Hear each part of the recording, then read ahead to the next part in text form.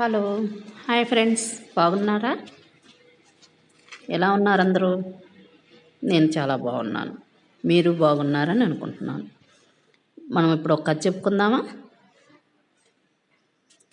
ఇది భలే విందు అన్నమాట.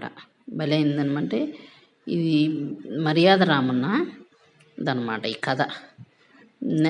అది చెప్తాను మీకు. న్యాయం చెప్పాలన్నా, ధర్మం చెప్పాలన్నా వివేకమే అందుకు ప్రధానమైంది కదా. అది తమ్ముడు తనవాడైనా ధర్మం తప్పకూడదని శాస్త్రాలు చెప్తాయి కదా, అలాగే తెలుపుతూ ఉంటాయి కదా. ధర్మాన్ని మనం రక్షిస్తే మనల్ని ఆ ధర్మమే రక్షిస్తుంది. ధర్మాన్నే మనం గుణాన్ని తనలో నింపుకుని మహనీయుడు అనమాట. ఎవరు? ఆ మర్యాద రామన్న. చాలా తెలివిగలవాడు. అతను ఆడిన మాట తప్పడు అనమాట.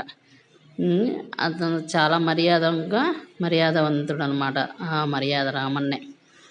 ఆయనకి మర్యాద రామన్నకి వాళ్ళ ఊర్లో ఏం చేశారు, పట్టాభిషేకం చేశారనమాట.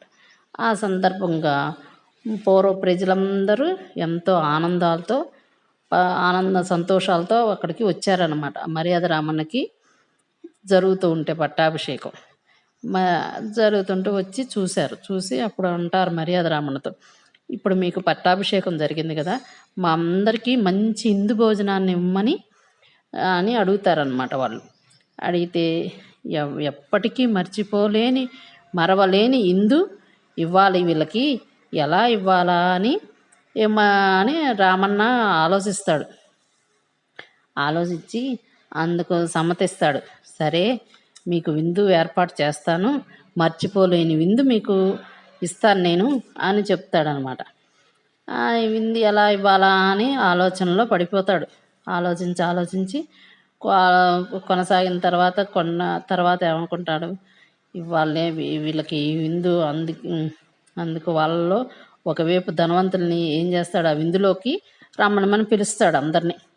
పిలిచిన తర్వాత ఒకవైపు ధనవంతుని ఉంచుతాడు, మరోవైపు నిరుపేదలని కూర్చోమని చెప్తాడనమాట. విందులోకి ఏర్పాటు చేసిన తర్వాత ప్రజలందరూ పిలవగానే ముందుకి వచ్చేస్తారు కదా.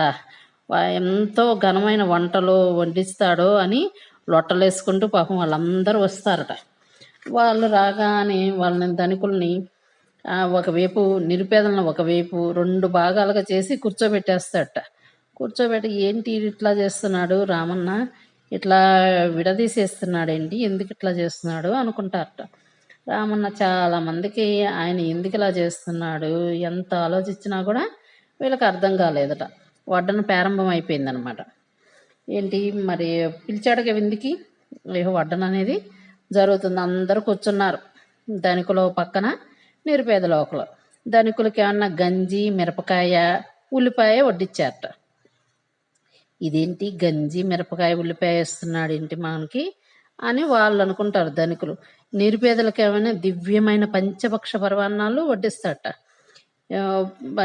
పేదవాళ్ళు ఎంతో సంబరపడిపోతారట అది చూసి.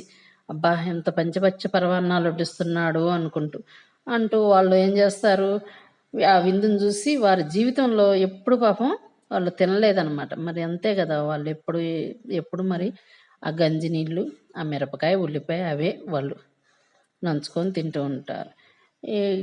వారి జీవితంలో ఇలాంటి విందు తినలేదు అని సంతోషంతో బాగా పాపం ఆరగిచ్చేస్తారట.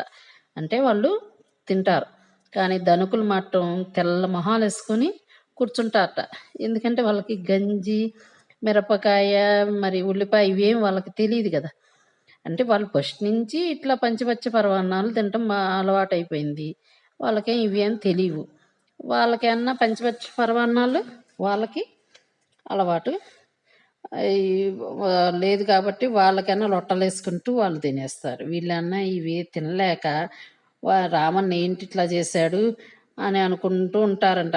అవి తినలేక ఇదైపోతూ ఉంటారట. అప్పుడు రామన్న వారి మధ్యకి వస్తాడట. వచ్చి నవ్వుతాడట. మీరందరూ కోరుకున్న విధంగానే ఏర్పాటు చేశాను నేను. అన్ని రుచులు పదార్థాలు తినేవాళ్ళే కానీ ధనికులు కావున వారు ఇందుకు ముందెప్పుడు ఇలాంటివి తినలేదు కదా. గంజి, మిరపకాయలు ఎలా మీరు తినలేదు కదా, అందుకని మీకు ఇవి వడ్డిచ్చాను. వారికి గంజి వారికి నిరుపేదలకు ఏమన్నా పంచభక్ష పరమాన్నాలు కమ్మటి వంటలతో వాళ్ళకి అందించాను. మీరందరూ కోరుకున్న విధంగానే ఏర్పాటు చేశాను. ఇది మర్చిపోలేని విందు మీకు నేను ఏర్పాటు చేశాను అని చిరుమందహాసంతో తెలుపుతాడంట. పేదలు వంటలు ధనికులకు తెలియజేసి ధనికుల వంటలను పేదలకు వడ్డించి తన వివేకాన్ని చాటి చెప్పుకున్నాడంట ఆ మహనీయుడు. ఎవరు? మర్యాద రామన్న. అంటే మరి పేదవాళ్ళకి ఏమన్నా అట్లా పెట్టాడు కదా పంచవచ్చ పరమాన్నాలతో. వాళ్ళకి మరి ఎప్పుడూ అట్లా తిని ఎరగల వాళ్ళు పాపం. అట్లా ఎంతో సంతోషంగా ఆ రోజు వాళ్ళ కడుపు నిండా తిన్నారట. ఈ ధనికులకి ఏమన్నా ఈ గంజి ఇవి పెట్టేసరికి పాపం వాళ్ళకేం ఎక్కల. అట్లాగే పాపం తిప్పలబడి తిన్నారు. అది వాళ్ళకేంటినది, వాళ్ళు రోజు తినే తిండి, పేదవాళ్ళు తినే తిండి ఏంటనేది ఈ ధనికులకి తెలియజేశాడనమాట. వాళ్ళ కష్టం ఏంటనేది పాపం వీళ్ళకి కూడా తెలియాలి కదా మరి. ఎంతసేపు ధనికులు ఎంతసేపు వాళ్ళు పంచపక్ష పరమాన్నాలే కానీ ఆ పేదవాడు ఏం తింటున్నాడని వీళ్ళకి తెలియదుగా. అందుకని అనమాట. అది ఫ్రెండ్స్ కథ. నచ్చిందా మీకు?